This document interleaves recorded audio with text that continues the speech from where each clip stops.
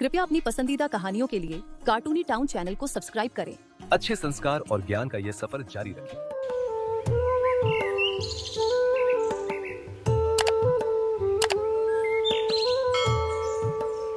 अलख निरंजन बेटा, कुछ खाने को है तो दे दो, बहुत भूख लगी है। हाँ हाँ बाबा, मेरे पास ये 2 रोटियां हैं, इन्हें खा लीजिए, आपकी भूख मिट जाएगी। अरे बच्चा, यदि हमने यह भोजन कर लिया तो तुम भूखे रह जाओगे। मैं तो घर ही जा रहा हूँ, माँ मेरे लिए और भोजन बना देगी। आप निसंकोच यह भोजन ग्रहण करें। वाह बेटा, एक दिन ये अच्छे कर्म तेरे आगे जरूर आएंगे। सदा खुश रहे। आरव बाबा को भोजन दे घर पहुंच जाता है। आज उसका 10वीं कक्षा का परिणाम आया था और वह जैसे तैसे बस पास ही हुआ था।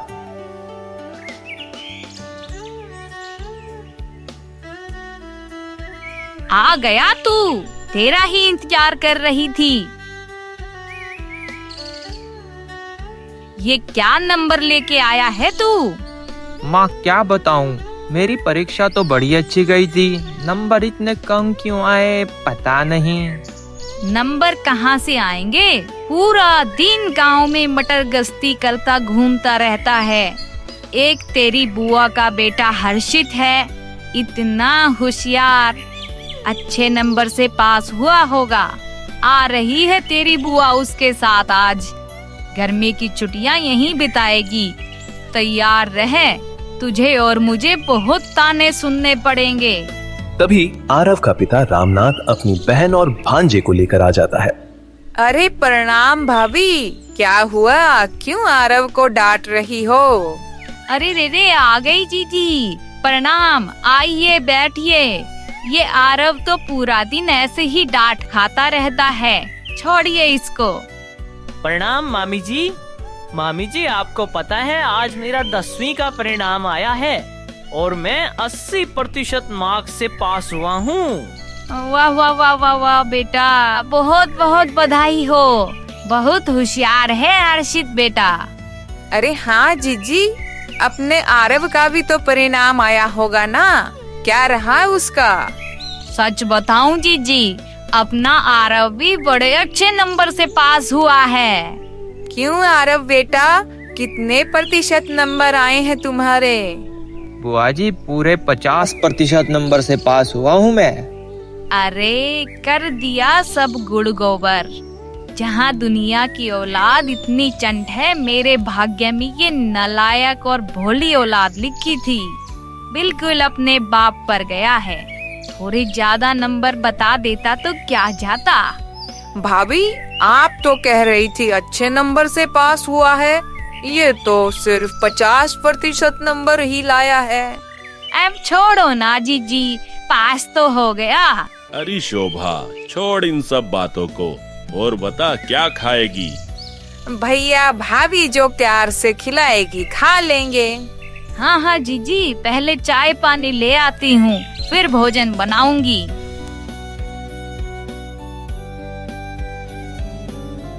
शाम को नीरा कच्ची कैरी का अचार बना रही थी। भाभी बुरा मत मानना, पर मेरे जैसा अचार कोई नहीं डाल सकता। जानती हो, माँ से सीखा था मैंने। अरे जीजी, तो इस बार अचार आप ही डाल दो, मैं भी आपसे सीख लूंगी। क्यों जी? हाँ हाँ शोभा, तेरे हाथ का अचार खाकर तो मजा ही आ जाएगा। ठीक है भैया। शोभा न चाहते हुए भी अचार बना देती है। अगली सुबह हर्षित सुबह 5 बजे उठकर कसरत करता है तो नीरा आरव से कहती है, ओ कुंभकर्ण, देख हर्षित कसरत कर रहा है, जल्दी उठ, तू भी कुछ कर ले। अरे माँ, सोने दो ना, बहुत नींद आ रही है। अरे मामी, सोने दो उसे, कसरत करनी हर किसी के बस की बात नहीं है। अरे कर्म जले, उठ ले, सारी उम्र मुझे ताने ही खिलवाता रहेगा क्या? कुछ तो ऐसा कर, मुझे भी तुझ पर गर्व हो। थोड़ी देर बाद वहाँ आरव के कुछ दोस्त आते हैं। नमस्ते आंटी, आरव कहाँ है, बुला दोगे उसको? आ गई धमाल मंडली, तुम सबने ही बिगाड़ रखा है मेरे बेटे को। जाओ, ऊपर है। अरे आरव, तू अभी तक सो रहा है? क्या हुआ चंपू, इतनी सुबह सुबह क्या बात है? अरे गांव का मेला लगने में अब 2 ही दिन बचे हैं। भूल गया, हमारी बात हुई थी ना, मेले की तैराकी प्रतियोगिता में हम सब भाग लेंगे। हम सब तो नाम लिखवा आए हैं, तू भी जाकर लिखवा दे। हाँ हाँ, लिखवा दूंगा थोड़ी देर में जाके। पास में हर्षित कसरत करते हुए ये सारी बातें सुन रहा होता है। मम्मी मम्मी, मैं भी स्विमिंग में अपना नाम लिखवा दूं क्या? आपको तो पता है मैं कितनी अच्छी स्विमिंग करता हूँ। हाँ हाँ बेटा, नाम लिखवा दे। तेरी स्विमिंग क्लास के इतने पैसे देते हैं, कुछ तो फायदा हो। वैसे भी आरव के बस की बात तो है नहीं। तू ही इनाम जीतकर अपने मामा का नाम रोशन कर दे गांव में। ये जिज्जी भी ना एक मौका नहीं जाने देती ताना मारने का। अब तैराकी प्रतियोगिता का दिन आ जाता है। हर्षित गांव के बच्चों के साथ प्रतियोगिता में भाग लेता है।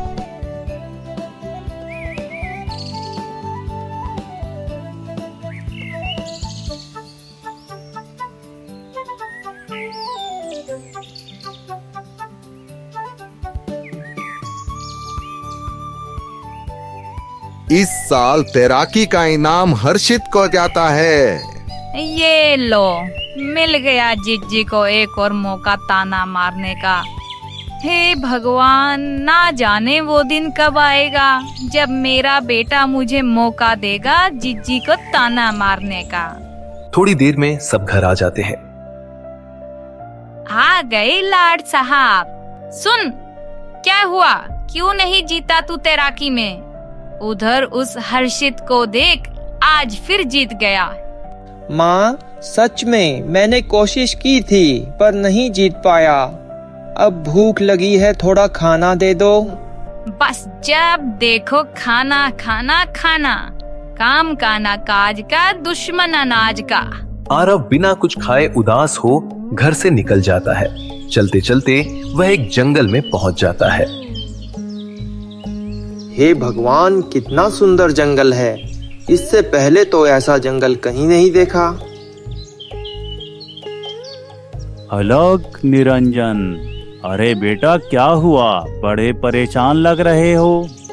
अरे बाबा, आप याद है कुछ दिन पहले आप मुझसे मिले थे और मैंने आपको खाने के लिए रोटी दी थी। हाँ हाँ बेटा, मुझे याद है। तुम इस जंगल में ऐसे उदास हो क्यों बैठे हो? क्या कोई परेशानी है? अब आपको बाबा क्या बताऊं, मेरा जीवन व्यर्थ है। अरे पुत्र, ऐसा क्यों कहते हो?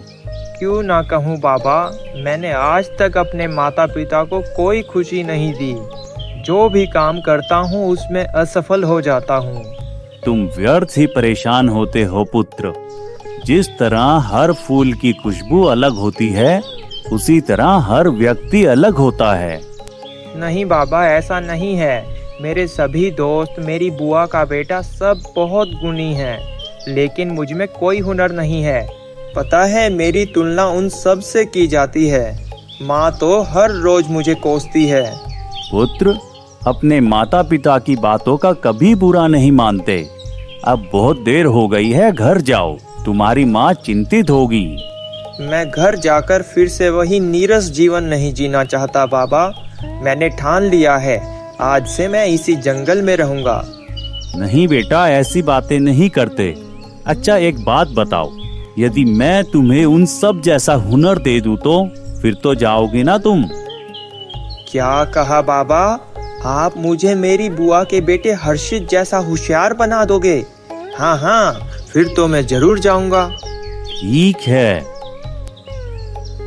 ये लो, इस चमकीले पत्थर को सदैव अपने पास रखना, फिर देखना इसका चमत्कार।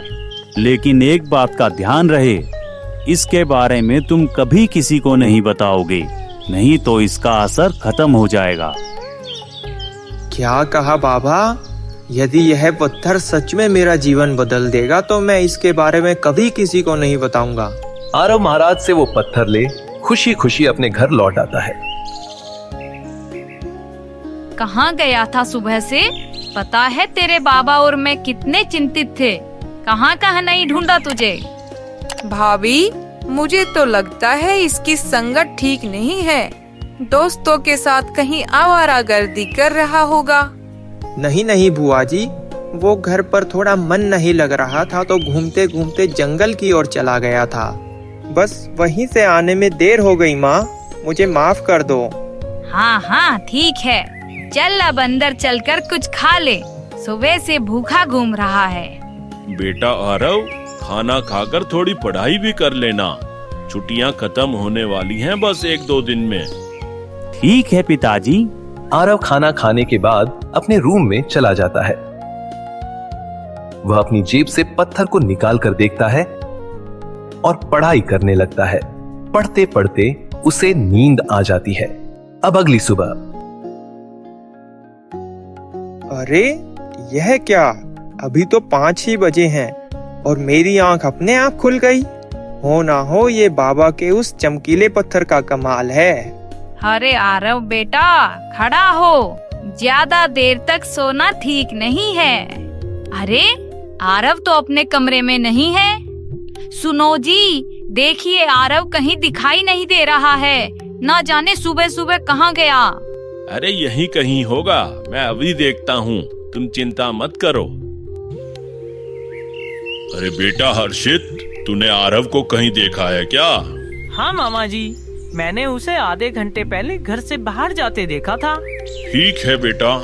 अब रामनाथ और मीरा दोनों मिलकर आरव को ढूंढते हैं, पर वह कहीं नहीं मिलता है। थोड़ी देर में आरव सामने के खेतों के बीच से चलकर आ रहा था। अरे आरव बेटा, कहाँ चला गया था इतनी सुबह? पता है तेरी माँ और मैं कितने चिंतित थे। कहाँ कहाँ नहीं ढूंढा तुझे। पिताजी, सुबह जल्दी आंख खुल गई थी तो मैं बस अखाड़े में कसरत करने चला गया था। क्या कहा? अखाड़े? ए जी, मुझे चुटकी तो काटिए। आज ये सूरज कहाँ से निकला है? अरे माँ, सूरज देवता तो सही दिशा से ही निकले हैं। बस मैं आज से सही मार्ग पर आ गया हूँ। तुम्हें आगे से कोई शिकायत का मौका नहीं दूंगा माँ। उसी दोपहर शोभा हर्षित के साथ अपने घर के लिए निकल जाती है। अच्छा भैया भाभी, चलती हूँ। इतने दिन कैसे बीत गए पता ही नहीं चला। हाँ हाँ जीजी, आपने तो मन ही लगा दिया था। ये लीजिए आपका शगुन। अब भाभी ये देने की क्या जरूरत थी? मैं ऐसे कपड़े पहनती ही कहाँ हूँ। शोभा रख ले, मना नहीं करते तेरी भाभी को।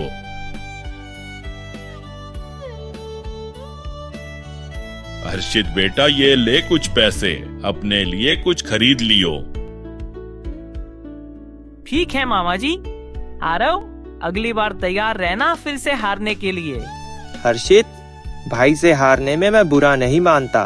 देखते ही देखते 2 साल बीत जाते हैं। तैराकी प्रतियोगिता का समय फिर से आ जाता है।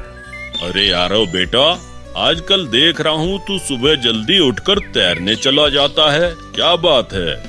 वो बाबा, तैराकी प्रतियोगिता आ रही है ना, इस बार मुझे प्रथम माना है। मेरे बेटे को डांटिए मत जी, अभी तो 12वीं की परीक्षा दे के हटा है। इतनी मेहनत की है मेरे बच्चे ने इस बार।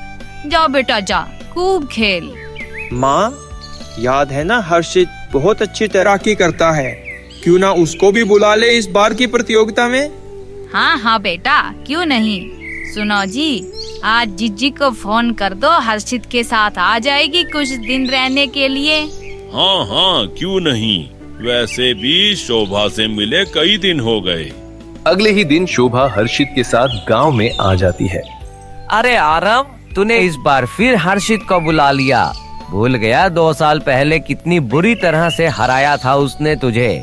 चंपू, लगता है आरव का मन नहीं भरा। एक बार फिर से मुझसे हारना चाहता है। ये तो वक्त ही बताएगा कौन जीतेगा और कौन हारेगा। आज गांव में तैराकी प्रतियोगिता आरंभ हो गई है। अरे हर्षित, हमें मालूम है जीत तो तेरी ही होगी।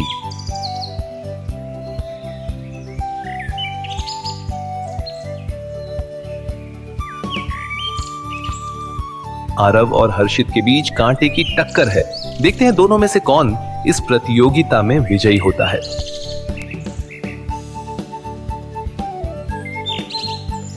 इस साल की प्रतियोगिता बड़ी दिलचस्प रही।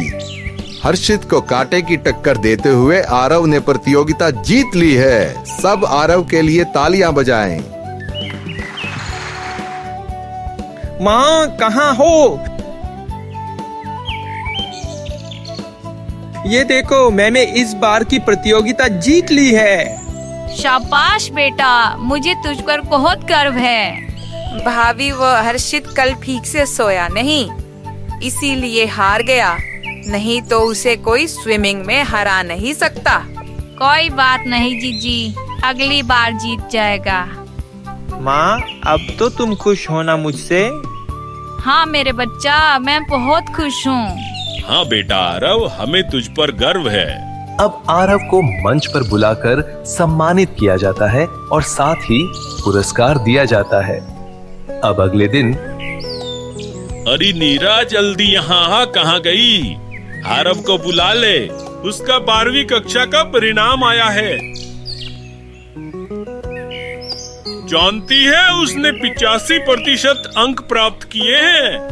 क्या कहा जी? 85%? मैं तो बस आज खुशी के मारे रो ही पड़ूंगी। ये लो, आ गया आरव, इधर आ बेटा।